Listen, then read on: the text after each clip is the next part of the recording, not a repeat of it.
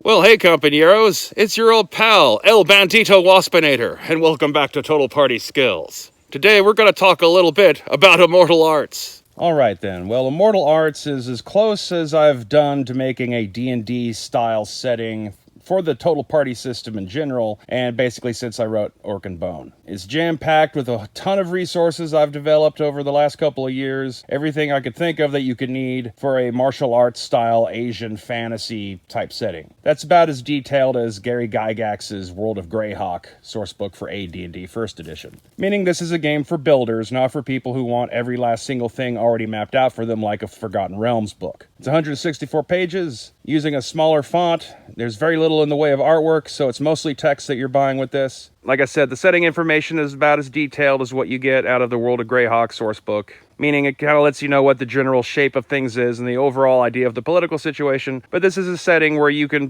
create your own adventures. In many ways, it's conceptualized to be the reverse of how your average generic D&D setting is set up. Your average, generic D&D fantasy setting is basically Western Europe, but all heavily anglicized. So I've taken that and just put it to the other side of the old world continent. This is the, far east coast of Korea, Japan, China, Southeast Asia, some of the islands, the top of the Philippines, stuff like that. But also being very careful not to use specific labeling of anything that really nails anything down to a specific modern real-world culture. While at the same time, though, I very much blatantly just use the map of East Asia. But there's nothing like that caricature, I'm trying to make up a fake-sounding Asian name either. I'm just calling things like the South Old Empire, the North Old Empire, the Tiger Kingdoms, Celestial Island, stuff like that. Immortal Arts is a completely standalone book, all in one, everything you need for characters, all the rules for playing the game, equipment, vehicles, boats, rules for designing animals and creatures so you can basically have anything real or imagined that you want, that you can whip together within minutes to get their stats.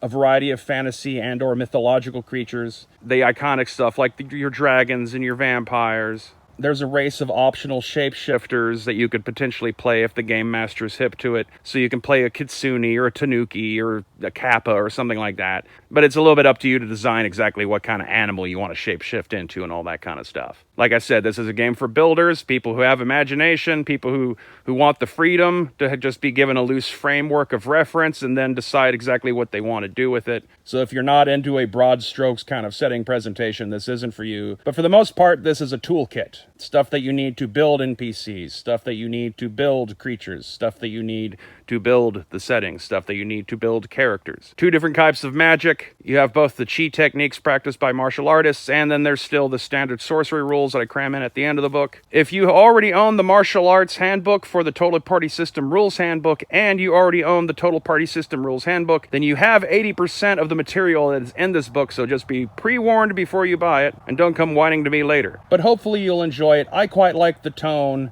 and the versatility of what you can do with it, where everyone's playing variants of the monk class. So if that sounds like something you'd be interested in, you can check it out on DriveThruRPG in PDF, or you can nab it on Amazon and print as either a hardcover or a softcover edition. So thanks for watching, and if you happen to get a copy of it, feel free to let me know what you thought of it in the comments below. And until next time, stay waspinated.